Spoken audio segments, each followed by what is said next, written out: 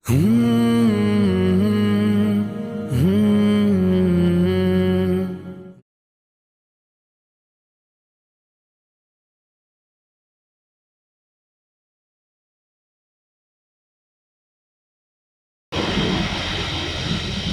باللہ من الشیطان الرجیم بسم اللہ الرحمن الرحیم السلام علیکم ورحمۃ اللہ وبرکاتہ۔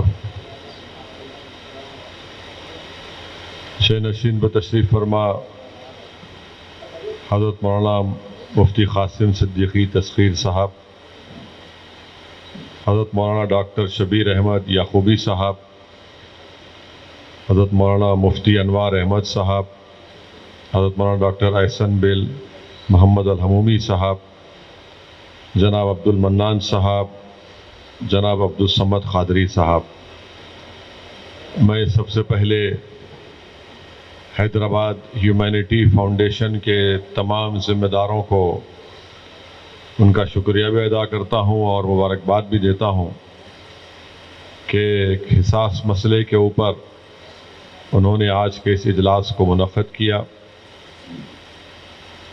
اور ہمارے شہر حیدرآباد میں جو پچھلے چند مہینوں سے قتل کے جو واقعات پیش آ رہے ہیں، اس سلسلے میں عوام میں ایک اس تعلق سے بیداری پیدا کرنے کے لیے، اس اعتبار سے کہ ہم تمام مل کر یہ جو معصوم لوگوں کا قتل ہو رہا ہے اس کی نہ صرف ہم مذمت کریں بلکہ ان تمام ہم اپنے اختیارات کو، اپنی عزت کو جو اللہ نے ہم کو دی ہے، جو طاقت دی ہے، اس کو استعمال کریں تاکہ مستقبل میں اس طرح کے ناپاک واقعات اس شہر میں دوبارہ نہ ہوں۔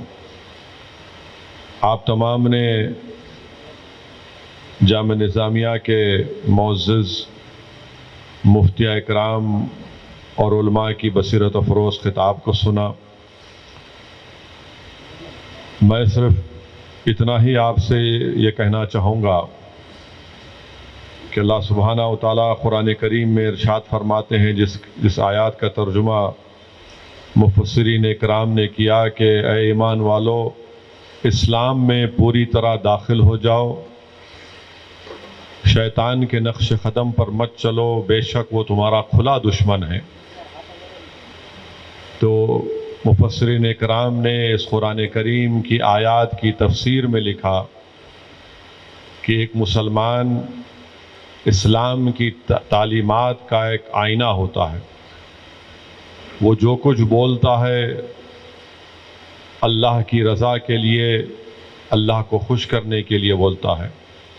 وہ اگر چیز سے کسی کو منع کرتا ہے تو اللہ کی رضا کو حاصل کرنے کے لیے کہتا ہے۔ وہ کسی کو کچھ دیتا ہے یا محبت کرتا ہے تو اس کا مقصد صرف اللہ کی خوشنودی اور رضا کو حاصل کرنا ہے۔ اور اسی لیے حدیث شریف میں آیا کہ اللہ کے رسول صلی اللہ علیہ وسلم نے ارشاد فرمایا کہ جو مسلمان اللہ کے لیے کسی سے محبت کرتا ہے اور اللہ ہی کے لیے کسی سے نفرت کرتا ہے اور کسی کو کسی چیز سے نہ کرنے کا منع کرتا ہے تو اللہ کے لیے کرتا ہے، اور دشمنی بھی کرتا ہے کسی سے تو اللہ کے لیے کرتا ہے، تو رسول رحمت صلی اللہ علیہ وسلم نے فرمایا کہ اس نے اپنے ایمان کی تکمیل کر لی۔ تو معلوم ہوا کہ ایمان کی تکمیل اللہ سے محبت، اور کسی کو اگر دینا ہے، کسی کو کسی چیز سے منع کرنا ہے تو نیت صرف اللہ کی رضا ہو، اس لیے کہ اللہ کی رضا ایک مسلمان کے لیے ایک بہت بڑا سرمایہ ہوتا ہے۔ میرے عزیز دوستوں اور بزرگوں، تفسیر روح البیان میں حدیث شریف لکھی گئی کہ ایک مرتبہ رسول اللہ صلی اللہ علیہ وسلم نے شیطان کو دیکھا اور اس سے پوچھا کہ بتا تیرا سب سے بڑا دشمن کون ہے؟ تو شیطان نے کہا یا رسول اللہ صلی اللہ علیہ وسلم، آپ سب سے بڑے میرے دشمن ہیں۔ پھر رسول اللہ صلی اللہ علیہ وسلم نے اس سے پوچھا کہ بتایا میری امت میں تیرا سب سے بڑا دشمن کون ہے؟ تو شیطان ملعون نے کہا کہ آپ کی امت میں میرا سب سے بڑا دشمن وہ ہے وہ مسلمان ہے جو ہمیشہ باوضو رہتا ہے، وہ میرا دشمن ہے۔ جو قرآن کا حافظ ہے اور جو قرآن کے مطابق اپنی زندگی کو گزارتا ہے وہ میرا دشمن ہے۔ جو کوشش کرتا ہے مسجد میں جا کر باجماعت نماز ادا کرے وہ میرا دشمن ہے۔ شیطان کہتا ہے کہ جو تہجد کی نماز پڑھتا ہے وہ میرا دشمن ہے۔ شیطان کہتا ہے کہ جو مسلمانوں پر رحم کرتا ہے وہ میرا دشمن ہے۔ وہ مسلمان جس کے اخلاق بڑے اچھے ہیں وہ میرا دشمن ہے۔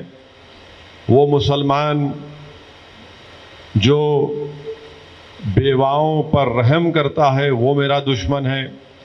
وہ مسلمان تاجر جو تجارت بڑی صفائی کے ساتھ اور پاکیزگی سے کرتا ہے وہ میرا دشمن ہے۔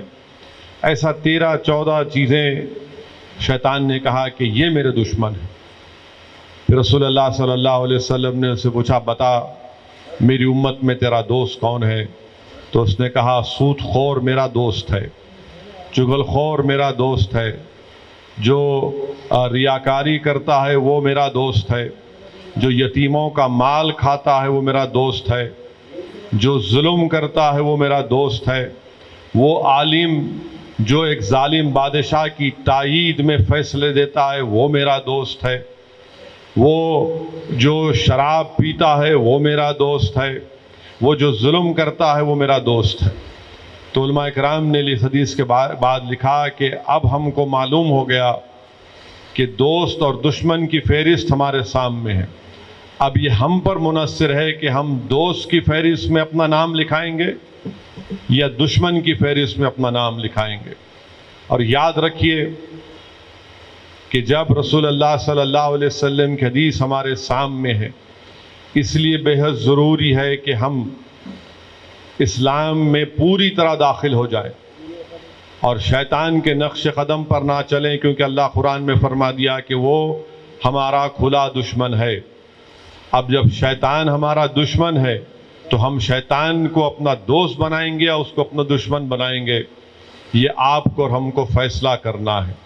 میرے عزیز دوستوں اور بزرگوں، یہاں پر مجھے حضرت ابو القاسم جنیدی رحمۃ اللہ علیہ کا واقعہ یاد آ رہا ہے کہ آپ نے ایک مرتبہ شیطان کو برانہ حالت میں دیکھا اور آپ نے اس سے کہا کہ کیا تجھے شرم نہیں آتی کہ تو اس طرح برانہ حالت میں پھرے؟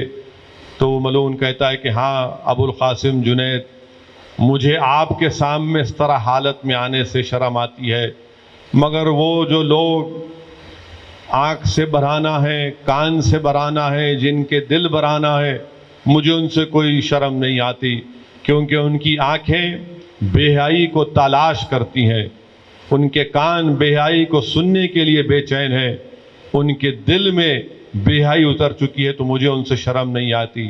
تو ابو القاسم جنید رحمۃ اللہ علیہ نے اسے پوچھا کہ بتا پھر اس شہر میں حیادار کون ہے؟ تو وہ کہتا ہے کہ مسجد شنور میں جو 3 لوگ اللہ کی عبادت میں مصروف ہیں، نماز پڑھ رہے ہیں، وہ حیادار ہیں۔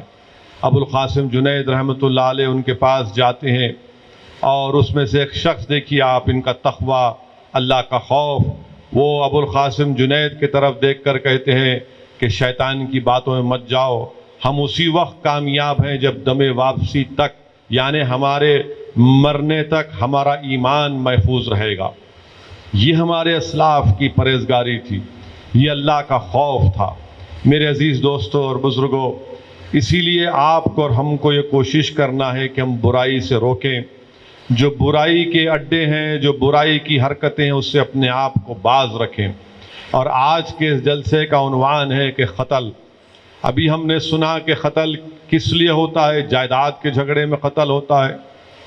قتل اس لیے ہوتا ہے کہ کوئی شراب کے نشے میں دھت ہوتا ہے یا ڈرگز لے کر، یا پھر کوئی حشیش یا گانجا جو بھی ہوتا ہے لے کر اس نشے کی حالت میں وہ کسی کا قتل کر دیتا ہے، یا پھر جو عام قتل کی وجہ ہے کہ ایک شخص کسی ایک خاتون کے عشق میں مبتلا ہو جاتا ہے، زنا کرتا ہے، بلکہ عشق بھی کہنا غلط، زنا کرتا ہے، یا پھر وہ خاتون کسی اور غیر مرد سے زنا کرتی ہے تو قتل کا باعث بنتا ہے۔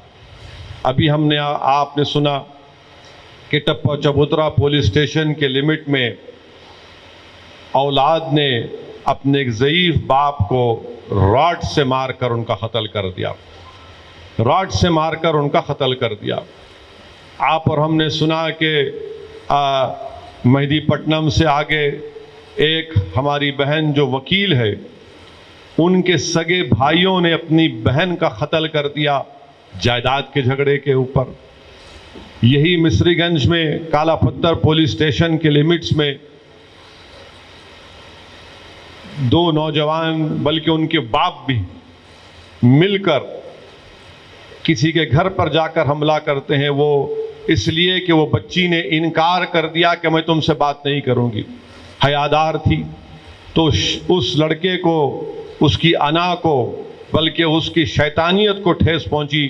وہ جب گھر میں جاتا ہے تو بچی کا بھائی روکتا ہے تو اس کو قتل کر دیتے ہیں۔ اس کے معصوم تین بچے چھوٹے یتیم ہو گئے۔ ایسے کئی واقعات۔ کشن باغ کے پاس ایک بھائیوں نے مل کر روکا اس لڑکے کو کہ تمہاری بہن کو نہیں چھیڑنا، تو یہ شخص اپنی بہادری کو اپنا ظلم کرتا ہے اور چاقو مارتا ہے دو لوگوں کو۔ تو میرے عزیز دوستوں اور بزرگوں، یاد رکھیے اللہ سبحانہ و تعالیٰ قرآن کریم میں، بلکہ علماء کی موجودگی میں گستاخی کر رہا ہوں، سورہ نساء کی آیات مجھے یاد آ رہی کہ اللہ سبحانہ و تعالیٰ فرماتے ہیں کہ جو کسی انسان کا قتل کرتا ہے وہ جہنم میں رہے گا، اللہ اس پر لعنت بھیجتا ہے، اللہ اس پر بہت بڑا عذاب اس پر نازل کرتا ہے۔ اور قیامت کے دن سب سے پہلے اگر کسی کا حساب کتاب ہوگا تو ناحق قتل کرنے کا ہوگا۔ قیامت کے دن اگر حساب کتاب تو سب کو گزرنا ہے، ان لوگوں کا ہوگا جو ناحق کسی کا قتل کرتے ہیں۔ اور حدیث شریف میں آیا، بلکہ بخاری شریف کی حدیث ہے کہ جو ایک آدھے کلمے کے برابر کسی اور شخص کا ساتھ دیتا ہے قتل کرنے کے لیے، تو اللہ کے رسول صلی اللہ علیہ وسلم نے فرمایا کہ وہ حشر کے میدان میں ایسا آئے گا کہ اس کی پیشانی پر لکھا ہوگا کہ میں اللہ کی رحمت سے مایوس ہوں۔ تو یاد رکھیے۔ اور حدیث شریف میں یہ بھی آیا کہ جس کو یہ لوگ قتل کرتے ہیں وہ اسی حالت میں اللہ کے عرش کے سامنے آ کر کہے گا کہ یا اللہ اب تو مجھ سے انصاف کر، اب تو مجھ سے انصاف کر۔ یاد رکھو یہ دنیا فانی ہے، یہاں بڑے بڑے لوگ آئے چلے گئے اور آتے رہیں گے اور جاتے رہیں گے، مگر ہمارا تو ایمان یہ ہے کہ ہم جب مریں گے تو دوبارہ اٹھائے جائیں گے۔ نیکی اور بدی کا حساب گناہوں کا اللہ کرے گا۔ تو جو لوگ یہ قتل جیسی گناہ کبیرہ ہے، علماء بتائیں گے آپ کو قتل دین اسلام میں گناہ کبیرہ ہے، بلکہ حدیث شریف میں آیا کہ شرک کے بعد سب سے بڑا گناہ اگر کوئی ہے تو قتل ہے۔ شرک کے بعد سب سے بڑا گناہ اگر ہے تو قتل ہے۔ آپ اندازہ لگائیے کہ ایک ضعیف باپ کو راڈ سے مارنا ایک حقیر جائیداد کے لیے، اور اگر اس شخص کو معلوم ہوتا، جس نے اپنے باپ کو، اولاد کو معلوم ہوتا کہ اس نے اپنے باپ کا قتل کیا، تو قرآن کریم میں بنی اسرائیل میں اللہ فرما رہا ہے کہ میری عبادت کرو، ماں باپ کا خیال رکھو۔ اللہ قرآن میں فرما رہا ہے کہ جب ضعیف ہو جاتے ہیں تو ان کو اف تک مت کہو۔ اللہ سکھا رہا ہے کہ جب وہ ضعیف ہو جاتے ہیں تو دعا کرو تو مجھ سے کہ اللہ ان پر رحم فرما جس طرح مجھ پر رحم فرماتے تھے۔ اللہ یہ فرما رہا ہے کہ تم میری اطاعت کرو اور اپنے ماں باپ کی بھی اطاعت کرو، خیال رکھو ان کا۔ ابن عباس رضی اللہ تعالیٰ عنہ فرماتے ہیں کہ قرآن کریم میں سے 3 چیزوں کا ذکر کرتے ہیں کہ اگر ایک کریں گے اور دوسرا نہیں کریں گے تو عبادت قبول نہیں ہوتی۔ وہ کیا ہے؟ کہ نماز بھی پڑھو، اللہ کہتا ہے نماز پڑھو اور زکوٰۃ ادا کرو۔ اگر آپ نماز پڑھیں گے، زکوٰۃ ادا نہیں کریں گے تو آپ کی عبادت قبول نہیں ہوتی۔ اللہ کے رسول صلی اللہ علیہ وسلم کے تعلق سے اللہ فرما رہا ہے کہ رسول کی اطاعت کرو، اللہ کی اطاعت کرو، اگر ایک کی کریں گے دوسرے کی نہیں کریں گے، عبادت غیب۔ اگر آپ اللہ کی عبادت کریں گے اور ماں باپ کی اطاعت نہیں کریں گے تو عبادت قبول نہیں۔ آپ اندازہ لگائیے کہ اللہ قرآن میں بول رہا ہے کہ اف تک مت کہو، اف تک مت کہو، مگر یہ ناخلق اولاد ایسی ہے کہ ایک حقیر جائیداد کے لیے اپنے باپ کا قتل کر دیے۔ تو ان لوگوں کے دلوں میں نہ اللہ کا خوف ہے، نہ ان کو قرآن کی تعلیمات سے باخبر ہے، نہ ان کے دلوں میں انسانیت ہے، ان کے دلوں میں کوئی انسانیت ہے۔ آپ اندازہ لگائیے کہ اس باپ نے ان اپنی اولاد کے لیے جب وہ پیدا ہوئے ہوں گے کتنی تکالیف اس نے نہیں اٹھائیں گے، ان کو پالنے کے لیے، ان کو پڑھانے کے لیے، ان کو کپڑا پہنانے کے لیے، ان کو کھانا کھلانے کے لیے، کیا کیا اس نے تکالیف نہیں جھیلی ہوں گی، مگر ایک جائیداد کے لیے آپ راڈ اٹھا کر اپنے باپ کو مار دیے۔ اب کیا جواب دیں گے؟ مرنا تو ہے ایک دن، سب کو مرنا ہے۔ اور پھر دوسری چیز میرے عزیز دوستوں اور بزرگوں، یہ جو اللہ قرآن میں فرما رہا ہے کہ زنا کے قریب مت جاؤ، زنا کے قریب مت جاؤ۔ آپ سوچئے کہ یعنی گناہ ہے، گناہ اس کے قریب مت جاؤ۔ اللہ فرمائے گناہ اس زنا کے قریب مت جاؤ۔ یعنی جہنم کے بھی دروازے، سب سے بدبودار دروازہ اگر حدیث شریف میں آیا تو ان لوگوں کے لیے جو زنا کرتے ہیں اور بغیر توبہ کرے مر جاتے ہیں، تو زنا یعنی جہنم کا سب سے بدبودار دروازہ۔ یعنی کوئی فکر نہیں ہے، کسی چیز کی فکر نہیں ہے، ڈر ہی نہیں ہے۔ اور پھر حد تو یہ ہے کہ اگر گھر میں جہیز کی لعنت،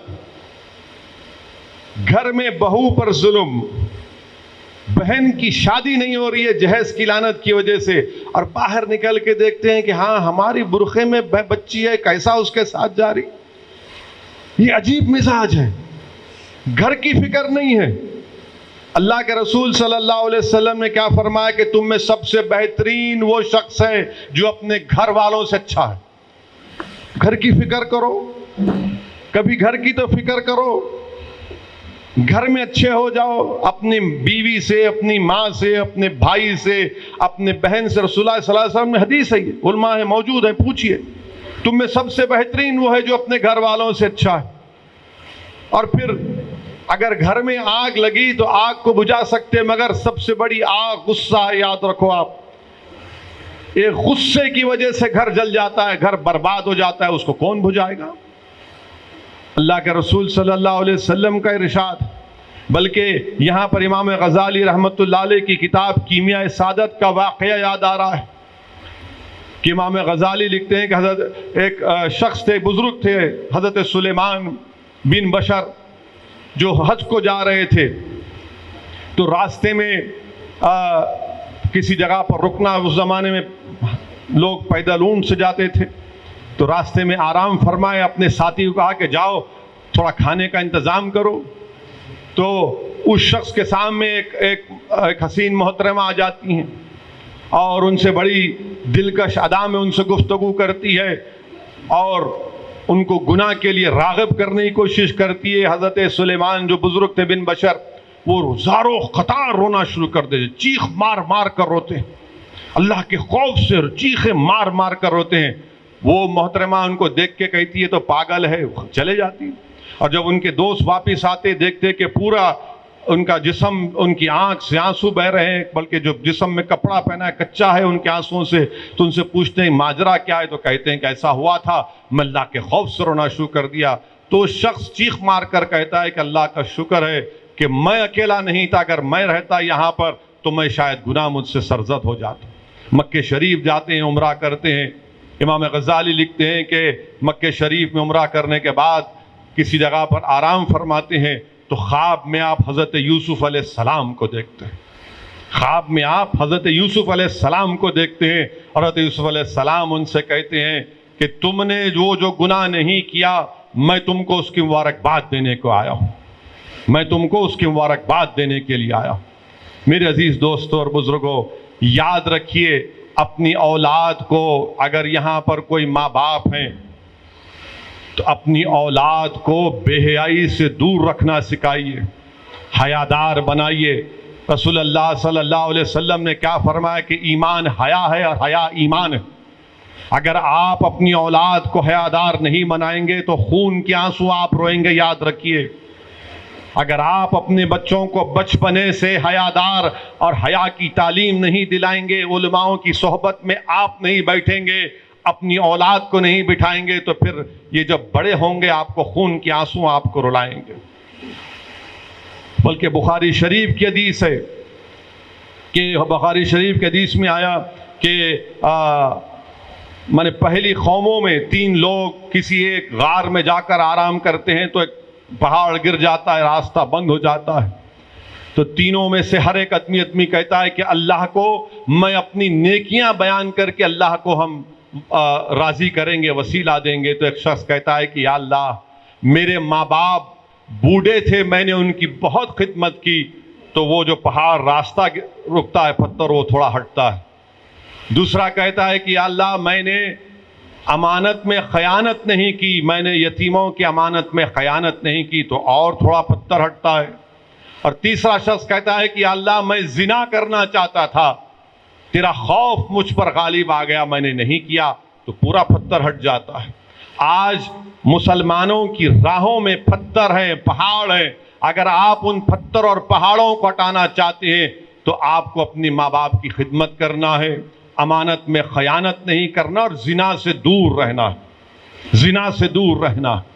اور تیسرا سبب بنتا ہے قتل کا شراب، ڈرگز، کہ شراب پیے بیٹھ کر اس کے بعد جھگڑا کرے اور ان کو مار دیے۔ اچھا، پھر میرے سے آ کر کسی نے پوچھا کہ نہیں صاحب، وہ آپ اس کی بھی تائید نہیں کر رہے، انہیں مر گیا۔ میں نے کہا دیوانے، اس کے ہاتھ میں بھی تو ہتھیار تھا، اگر وہ اس کو نہیں مارتا تو انہیں اس کو مارتا تھا۔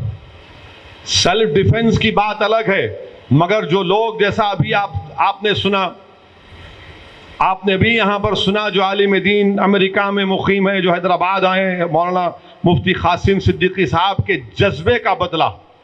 حدیث ہے سرکار دو عالم صلی اللہ علیہ وسلم، بخاری شریف کی حدیث ہے، رسول اللہ صلی اللہ علیہ وسلم نے فرمایا کہ 2 مسلمان اگر ایک دوسرے پر تلوار اٹھاتے ہیں اور ایک مر جاتا ہے اور ایک بچ جاتا ہے، تو رسول اللہ صلی اللہ علیہ وسلم نے فرمایا کہ دونوں جہنمی ہیں۔ تو صحابہ نے پوچھا رسول اللہ صلی اللہ علیہ وسلم، یہ بات تو صحیح ہے کہ جس نے مارا وہ جہنمی ہے، پھر یہ کیسا؟ بولتے وہ بھی تو اس کو مارنا چاہتا تھا، وہ بھی تو اس کو مارنے کے لیے نکلا تھا۔ میرے عزیز دوستوں اور بزرگوں، یہ چیزوں پر آپ کو اور ہم کو اس پر نوٹ کرنا ہے۔ اور شراب کو تو گناہوں کی جڑ ام الخبائث سرکار دو عالم صلی اللہ علیہ وسلم نے فرمایا۔ قرآن میں اللہ فرمایا کہ قرآن اور جوا تم کو اللہ کی عبادت سے دور کر دیتی ہے۔ حشر کے میدان میں جو شرابی توبہ کے بغیر مرا تو اس کی زبان باہر رہے گی، بدبو آئے گی اس کے پاس سے، لوگ بولیں گے شرابی تھا۔ میرے عزیز دوستو، یہ ڈرگز کا بڑا استعمال ہو رہا ہے، گانجے کا استعمال ہو رہا ہے۔ اب ہم کو ان برائیوں کا خاتمہ ہم کو کرنا ہے اپنے گھر سے۔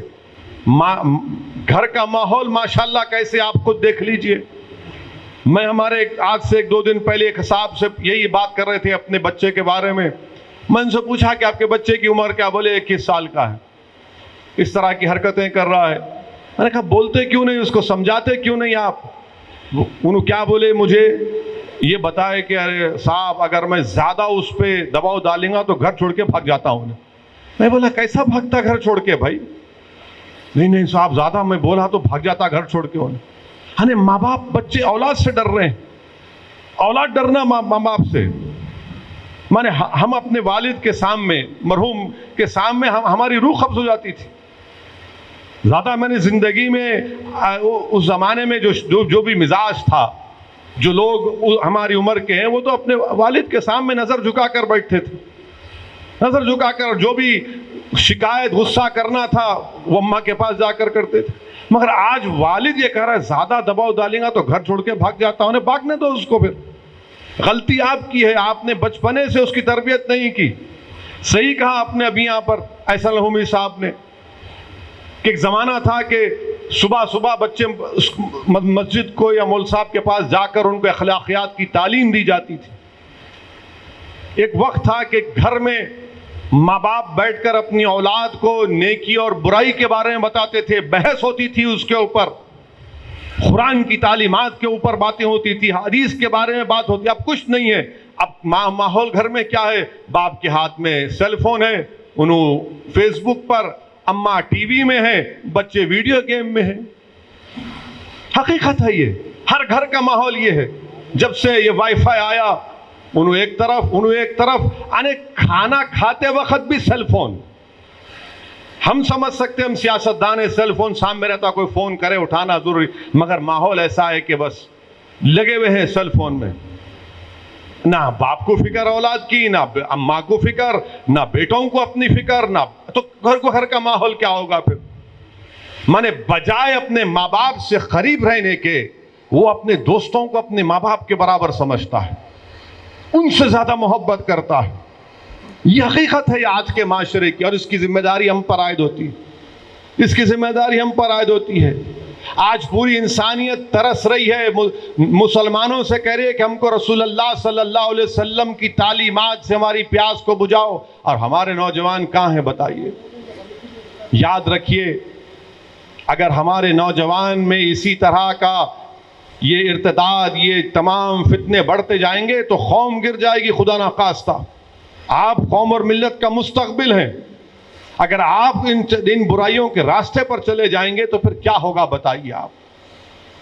اگر ہم کو اپنی غربت کی شکایت بھی ہے مگر شراب خانے بھی آباد, پیسے نہیں ہیں مگر شباب کے پورے سینٹر پر ہم موجود, آٹو ہے بیچارہ کسی کو دیتا ہے کہ بھائی کما کے دے, تو شراب پی کر آٹو پکڑے جاتا ہے, اور دوسرے دن دارالسلام کو آ کر خود نہیں آتا, دور کھڑے ہو کے اپنی بیوی کو جاتا جا کے تم بول کے آؤ. کیا ہے بتائیے آپ, کہ آپ شراب پئیں گے؟ نام آپ کا کیا ہے؟ عبد الرحمن آپ کا نام ہے, اور آپ شراب آٹو چلا رہے ہیں, شراب پکڑا جا رہا ہے آپ کا. آپ ظلم کر رہے ہیں اپنے گھر میں, بہو آئی جہیز لے کے نہیں آئی, پیٹتے ہیں اس کو, پھر آپ کو شکایت ہے کہ بھائی میری بچی کی شادی بھی نہیں ہو رہی.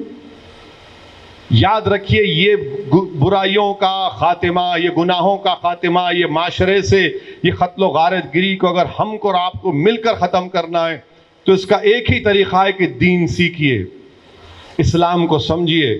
اسلام صرف یہی نہیں ہے کہ جمعے کے دن چلے گئے ذرا عطر لگا کے, یہ نہیں ہے. دین سمجھیے, علماء کے صحبت میں بیٹھیے,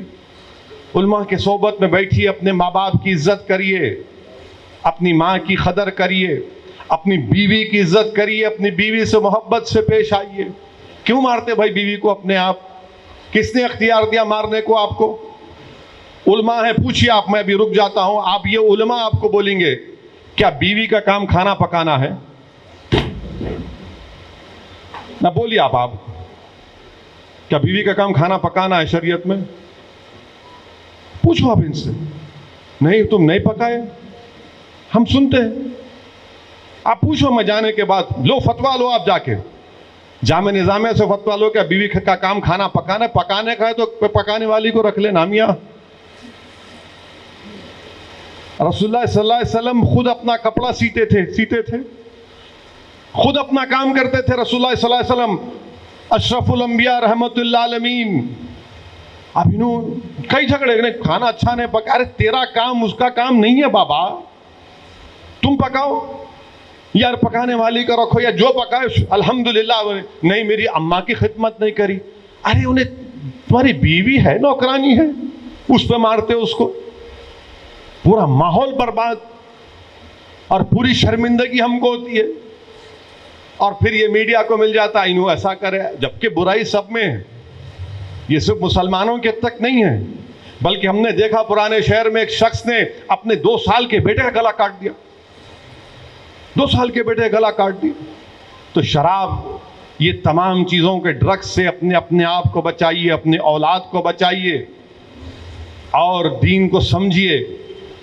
اور ہمیشہ اس بات کا خوف اپنے دل میں پیدا کریے کہ اللہ دیکھ رہا ہے, ایک دن اس کا حساب کتاب دینا ہے.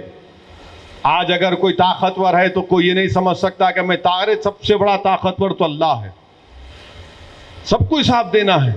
آپ قتل کرتے جائیں گے, باپ ضعیف ہے راڈ لے کے مار دیے, بہن ہے جائیداد میں حصہ نہیں, بہن کو مار دیے. نہیں ہماری میں اس سے بات کرتا تھا, وہ میرے سے نہیں بات کر رہی, میں جا کے اس کے بھائیوں کو چاقو سے مارتا ہوں.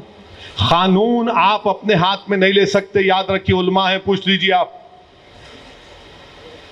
قانون کو اپنے ہاتھ میں لے نہیں سکتے. آپ قانون کے ہاتھ, آپ کون ہوتے؟ قانون پولیس ہے, عدالت ہے, ورنہ تو NRکی ہو جائیں گی پورے ہر جگہ پر. اگر آپ خود بولیں گے نہیں میرا اختیار ہے, میں جو چاہے نہیں کر سکتے، آپ جو چاہے آپ کا اختیار نہیں ہے۔ قانون اگر ہے تو قانون کا امپلیمنٹیشن ہوگا، اور ہم تو پوری کوشش کرتے کہ یہ تمام جو اس طرح کی حرکتیں کرتے ہیں، میں کئی بار پولیس کو سختی سے بولا ہوں، آج بھی بولتا رہوں گا، مجلس ان ظالموں کا ساتھ نہیں دی، نہ دیں گے انشاءاللہ تعالی، نہ آپ لوگ دینا، بلکہ میں آپ تمام سے علماؤں کی موجودگی میں گزارش کروں گا کہ ماہ ربیع الاول میں جو میلاد النبی کے انشاءاللہ جلسے ہوں گے، سیرت النبی کے جلسے ہوں گے، اس میں ہم کو ذکر کرنا ان چیزوں کا، یہ قتل کا بولنا ہے کھل کے کہ آپ اس سے دور رہیے، اور وہ جو لوگ کر رہے ہیں ان کی مذمت کرنا ہے، ان کی مذمت کرنا ہے۔ بالکل میں یہ نہیں کہہ رہا ہوں کہ ان کا سوشل بائیکاٹ کرو ورنہ کل میڈیا چلائیں گے انہوں ایسا بولے، میں کہہ رہا ہوں کہ مذمت کرنا ہے ان لوگوں کی، دوری اختیار کرو آپ۔ اور پھر رشتہ داروں سے تعلقات منقطع کرنا کس بات سے میرے بھائی؟ آپ کو معلوم امام زین العابدین کیا فرمایا اپنے بیٹے امام باقر سے؟ فرمائے کہ تم ان لوگوں کے ساتھ مت بیٹھو جو رشتہ داریوں کو توڑتے ہیں، کیونکہ امام زین العابدین نے فرمایا کہ قرآن میں اللہ 3 مرتبہ ان کو ملعون کہا، جو رشتہ داروں کو، جو رشتوں کو توڑتے ہیں، جو رشتوں کو توڑتے ہیں۔ حضرت ابو ہریرہ رضی اللہ تعالیٰ عنہ حدیث سنا رہے رسول اللہ صلی اللہ علیہ وسلم کی، اور بول رہے ہیں کہ اگر اس میری محفل میں وہ لوگ ہیں جو اپنے رشتہ داروں سے تعلقات منقطع کیے تو اٹھ کے چلے جاؤ یہاں سے، اٹھو یہاں سے، نہیں بیٹھنا۔ ایک نوجوان اٹھ جاتا، بڑی تکلیف ہوتی ہے، اپنی پھپھی سے جا کر بولتا کہ پھپھی جان مجھ سے غلطی ہوئی، مجھے معاف کر دو، آپ مجھے معاف کر دو۔ تو پھپھی بڑی خوش ہو جاتی ہے، بولتی تم جا کر دوبارہ حضرت ابو ہریرہ سے پوچھو کہ انہوں نے یہ کیوں کہا۔ تو جا کر حضرت ابو ہریرہ سے پوچھتے ہیں کہ میری پھپھی سے میرے تعلقات خراب تھے، میں درست کر لیا، مگر انہوں نے آپ سے پوچھا کہ آپ نے یہ کیوں کہا کہ اس محفل سے اٹھ جاؤ جو اپنے رشتہ داروں سے تعلقات کو منقطع کر لیتے۔ تو حضرت ابو ہریرہ رضی اللہ تعالیٰ نے فرمایا کہ رسول اللہ صلی اللہ علیہ وسلم کی حدیث ہے کہ جو اپنے رشتہ داروں سے اپنے تعلقات کو منقطع کر لیتا ہے اللہ کی رحمت اس پہ نازل نہیں ہوتی۔ کئی حدیث ہیں، کتاب الکبائر امام ذہبی رحمۃ اللہ علیہ کتاب میں ایک پورا کئی چیپٹرز ہیں گناہ کبیرہ کے بارے میں، پڑھ لیجئے آپ۔ تو رشتہ داروں سے اپنے تعلقات کو برقرار رکھیے۔ اگر کوئی دولت مند ہو گیا، اللہ نے دولت دی، تو خیال رکھو غریبوں کا، کچھ تو مدد کر سکتے، نہیں بھی کر سکتے تو کم سے کم ہمدردی سے آپ پیش آ سکتے۔ تو یہ قتل کے جو واقعات ہو رہے ہیں، اس کو ہم لوگ اپنے معاشرے میں یہ تمام چیزوں کی اصلاح کرنا ہے جو علماء کرام نے فرمایا۔ یقیناً محلے کے بڑے لوگوں کو اور معلوم ہوتا ہے کہ بھئی ان دونوں میں ٹینشن ہو رہا، دونوں کو بلاؤ، کان پکڑ کر بٹھا کر ان کو سمجھاؤ، نہیں سمجھ میں آئے 1 سے 2 مرتبہ سمجھاؤ، نہیں سمجھ میں آئے تو جا کر پولیس کو بولیے کہ یہ دونوں کچھ کر سکتے، تو پولیس حرکت میں آتی، ہم کو بولیے آپ۔ مگر یہ کیا ہے، چاقو لے کے مار رہے، روڈ پہ مار رہے ہیں، یہ انسان ہے، یہ انسانیت ہے یہ؟ اور آپ کیا کر رہے ہیں، کون سی مثال پیش کر رہے ہیں آپ؟ یعنی ایک مسلمان جو ہے مدھیہ پردیش اندور میں چڑیاں بیچتا ہے، چڑیا نہیں بیچا جا رہا، اس کو مار کے جیل میں ڈال دیا گیا، تم یہاں قتل کر رہے۔ 22 لوگوں کو CAA کے پروٹیسٹ میں گولی مار کر ہلاک کر دیا گیا، شہید کر دیا گیا اتر پردیش میں، یہاں تم گولی مار رہے اپنے باپ کو۔ بتائیے آپ کیا ہو رہا ہے دنیا میں، اور ہم جو ہے یہاں بیٹھے ہوئے ہیں۔ اس طرح کی بدتمیزی اور اس طرح کے غلاظت ہے، یہ شیطانیت ہے، یہ کھلی شیطانیت ہے۔ اس کی ہم تمام کو مذمت کرنی چاہیے، کھل کے مذمت کرنی چاہیے۔ ارے نہیں انہیں بہت ٹائیگر ہے، انہیں بہت بڑا وہ ہے، وہ کوئی کہے کہ کوئی یہاں میرے کو بولے کوئی سٹک گینگ ہے، کئی کی سٹک گینگ، چڈوں میں سے مونڈے پلٹا دوں گا کوئی سٹک گینگ کی بات کریں گا تو انہیں وہ کرتا ہے کئی کون سے گینگا ہے تم لوگ، کہاں کے گینگا ہیں تم لوگ؟ ارے بڑے بڑے ہم وہ کرے، کیا کرتے آپ؟ کچھ نہیں کر سکتے آپ۔ ان لوگوں کو جو غنڈہ قسم کے عناصر ہیں جو یہ ظلم کرتے ہیں، ان سے نفرت کرنی چاہیے، ان کی مذمت کرنی چاہیے، اور ہم آپ کے ساتھ تھے اور ٹھہریں گے ان کے خلاف انشاءاللہ ہوتا۔ ہم کو ان لوگوں کی ووٹ کی ضرورت نہیں ہے، نہ ان کی تائید کی ضرورت ہے۔ میں دیکھ چکا ہوں اپنی سیاسی زندگی میں، بڑے باغڑوں کو دیکھ چکا ہوں میں، سامنے آ کے بہت بڑے باتیں کرتے تھے، ہم سب کو دیکھ چکے ہیں اور دیکھیں گے انشاءاللہ زندگی باقی رہی تو۔ میں ایک بار میں آج سے 96-97 کی بات یاد ہے، مجھے یاد آ رہی کہ بولے نہیں صاحب انہیں بہت بڑا ہے، اس کا بہت بڑا اثر ہے. ارے ملا کون ہے بھائی؟ نہیں اتنے اس پہ اتنے کیسا کرا انہیں. بخیر ہم نہیں ملے، الیکشن کے بعد میں ملے. ارے نہیں ملے ملا نہیں اس لیے نہیں ملا کہ ان کو میرے کو بولا گیا کہ آپ کے اوپر اتنے کیسا ہیں. بولے ہو صاحب ذرا اپنا اثر رہتا ہے. ملا بابو تم بھول گئے سب سے بڑا پہلوان میں ہوں یہاں کا، سب سے بڑا پہلوان میں ہوں یہاں کا. ملا ہوشیار رہنا، اب دوبارہ حرکت نہیں کرنا. نہیں کرنا پڑے گا، یہ بتانا پڑے گا، خالی نعرے مارنے کا نہیں. ان سے نفرت کرنا آپ لوگ. اگر میں آپ کو بولوں گا بیت الخلاء میں جا کے ایک گھنٹہ بیٹھو تو آپ بولیں گے کیوں بیٹھوں میں؟ بدبو برداشت کروں. یہ بدبودار ہے، یہ ظلم بدبو ہے. یہ قتل کرنے والے، یہ جوا کھیلنے والے، ڈرگس کرنے والے، شراب پینے والے، ماں باپ کو مارنے والے بدبودار غلیظ انسان ہیں یہ لوگ. اللہ ان کو ہدایت دے اور ہم کو بھی اللہ محفوظ رکھے. میرے والد کا انتقال ہو کر 13 سال ہو گئے، مگر اللہ بہتر جانتا ہے کہ کوئی دن نہیں جانتا کہ جب میں اپنے والد کو یاد نہیں کرتا ہوں. اور جن کے والد زندہ ہیں آپ ان کو مار رہے ہیں. بتائیے آپ کیا جواب دیں گے حشر کے میدان میں جب وہ ضعیف باپ اس خون آلودہ جسم کے سامنے اللہ کے عرش کے سامنے کھڑے ہو کر بولیں گا اللہ انصاف کر دو. انصاف ہوگا، ضرور انصاف ہوگا. اللہ انصاف کرنے والا ہے، اللہ ہی انصاف کرنے والا ہے. اور کوئی لوگ یہ سمجھ رہے ہیں کہ ایسا کر، یاد رکھو تم جو یہ قتل کر رہے ہو تم پہ حدیث میں آیا کہ تمہاری چہرے سے برکت اڑ جاتی، تمہاری روزی میں کمی آتی اور تمہاری موت جلدی ہوتی.